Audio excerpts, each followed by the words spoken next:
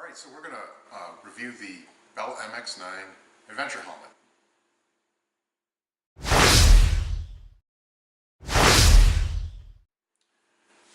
Alright, we're going to go through my Bell MX-9 helmet here. It's not a blow-by-blow review. You can find those all over. I'm just going to kind of give you my opinion and what I've found in the last 3 months of ownership. This is a MIPS helmet, and I'm not sure if that technology works or not. I know they use it in the NFL, and I figured why the heck not. The price point was pretty good on this helmet. It was sub $200. My opinion on helmets is if it meets the standard, I don't need to spend $700 on it. I've tried some $700 helmets on, and I didn't see the actual value. You can argue with me if you want, but that's just my opinion. I'm paying for it, so I think this is a good helmet. I changed out from a built, whatever their upper level adventure helmet is. Had a couple of those, and those were problematic in some places, but they were inexpensive, and the reason why I had 2 of them is because they did cover the warranty. So I found this very comfortable when I first put it on. It remains very comfortable. Whatever they put in on the inside lining, I don't know if it's antimicrobial or whatever, but it doesn't get dirty, we'll say, as quickly as some of the other helmets that I've had. It's got good ventilation. It's got probably equal to or better than the built helmet I had.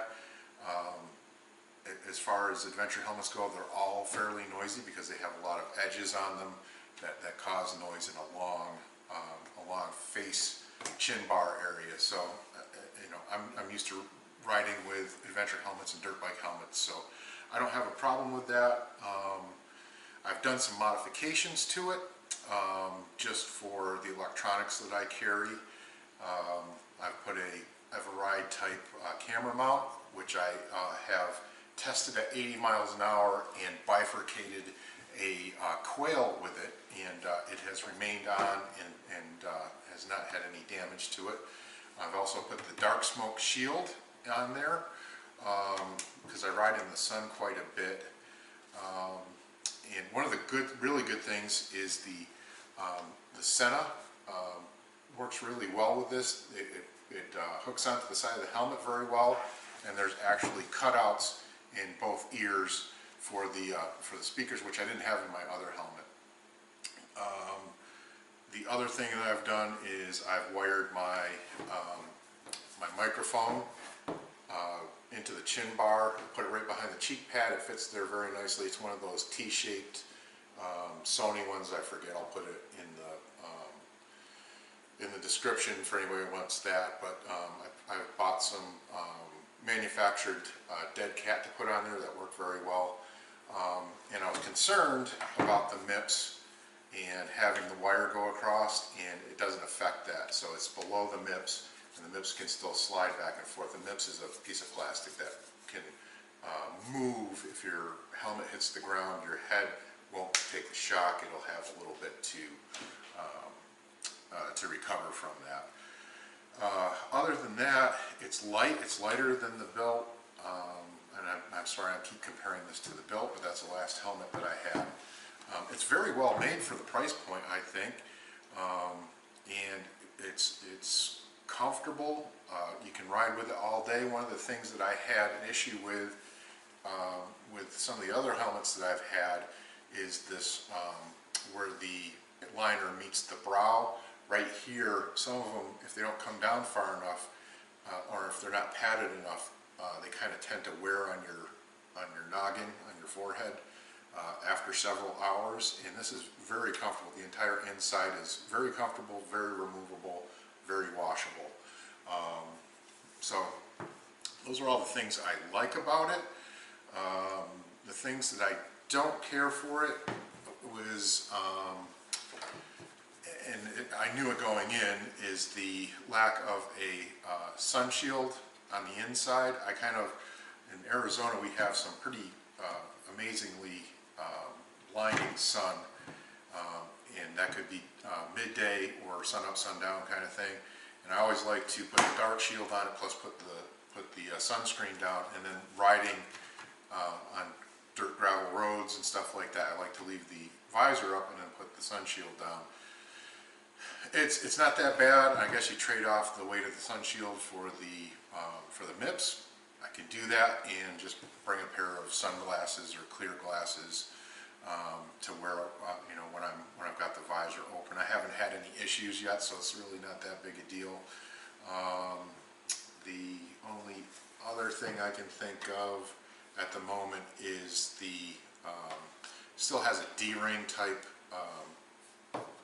closure on it, and I've added this. I know some people don't like these things. I've never had an issue with them, but this makes just a quick release for the D-ring type thing. But I really think all helmets should come with a quick release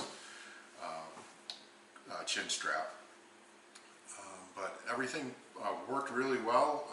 I got it up and running with all my electronics and stuff like that really quickly. Everything had a place to fit.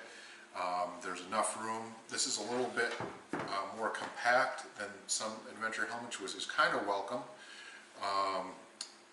It's more of a rounded, and that works really well. The other thing I don't care for too much is the beak. The beak, most adventure helmets that I've experienced have a solid hard plastic PVC type beak or ABS beak.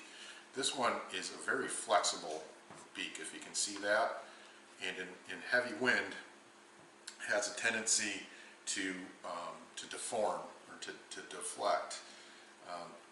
Don't really care for that too much. I'm assuming that some of that deflection takes away from the buffeting when you get your helmet. If you get a good stiff wind, it may deflect your face a little bit. I don't get that as much with this, and maybe that's because this has a tendency to move around.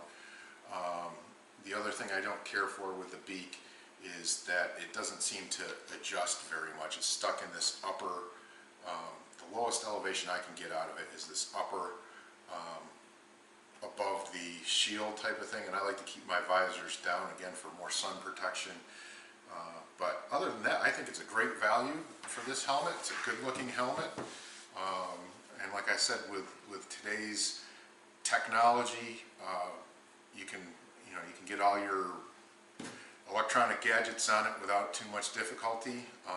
It does have a good mountable service if you're using a Sony type camera and the Everride mount. But other than that, I think it's a great value. It comes in a bunch of different colors, and if you look for it, you can find some really great deals. So I appreciate you watching. Please comment, subscribe, like, and share. Adios.